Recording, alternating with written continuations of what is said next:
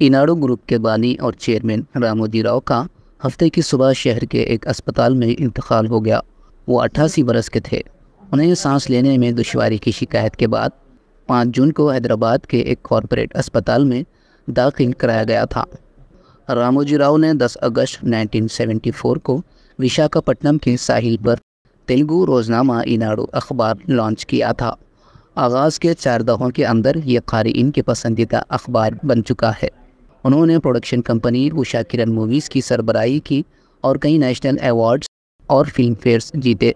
वो dolphin group of hotels के chairman भी थे। तेलंगाना हुकूमत ने रामोजी राव की आखिरी रसूमात अदा करने का फ़ैसला किया है।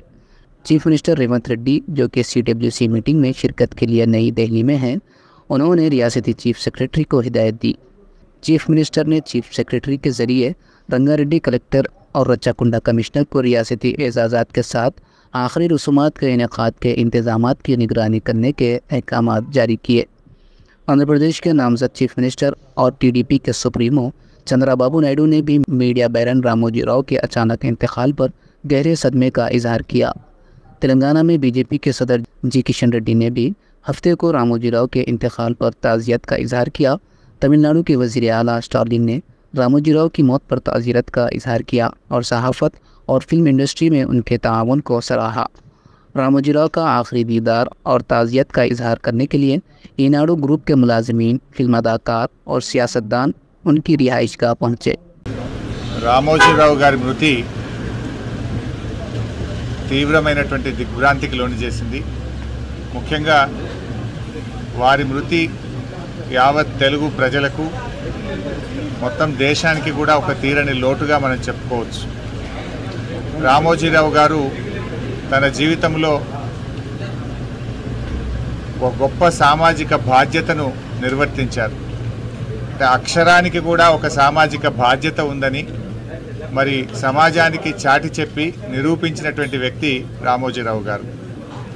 అంటే పేద ప్రజల గొంతుకగా తన పత్రికను నిలుపుతూ మరి ఎంతోమంది పేదల పక్షాన నిలబడ్డటువంటి మహనీయుడు।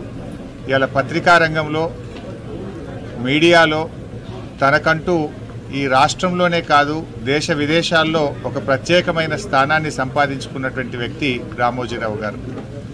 ఉదయాన్నే పత్రిక వచ్చిందంటే జిల్లా ట్యాబ్లెట్ స్టార్ట్ అయినాయంటే అంటే ప్రజలకు పత్రికల్ని చాలా దగ్గరగా చేసినటువంటి వ్యక్తి ఇలా రామోజీరావు గారు। అంటే వారు నిజంగా ఈరోజు ఈ తెలుగు ప్రజలందరికీ, ఇటు తెలంగాణ కావచ్చు, ఆంధ్రప్రదేశ్ కావచ్చు, దేశ విదేశాల్లో ఉండే తెలుగు ప్రజలకు అత్యంత సుపరిచితుడైనటువంటి వ్యక్తి। తనకంటూ ఒక చెరగని ముద్ర వేసుకున్నారు। ఇవాళ ఈ హైదరాబాద్ నగర అభివృద్ధిలో కూడా తన పాత్ర ఉన్నది। ఇంత గొప్ప ఫిలిం సిటీని నిర్మించడం, ఈ ప్రాంత అభివృద్ధిలో తాను కూడా భాగస్వామ్యమైనటువంటి వ్యక్తి। మరి అలాంటి గొప్ప వ్యక్తి ఈరోజు మన మధ్య లేకపోవడం చాలా బాధాకరం।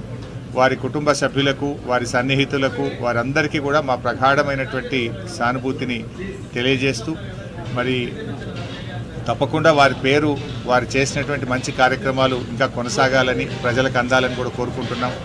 తెలుగు భాష అభివృద్ధి పైన కూడా, తెలుగు భాష నిలబడాలని, తెలుగు భాష 10 కాలాల పాటు ప్రజలందరికీ ఇది నిలబడే విధంగా ఉండే విధంగా కూడా ఆయన ఎంతో కృషి చేసినారు। తెలుగు భాష మీద ఆయనకు ఎంతో మక్కువ ఉండేది।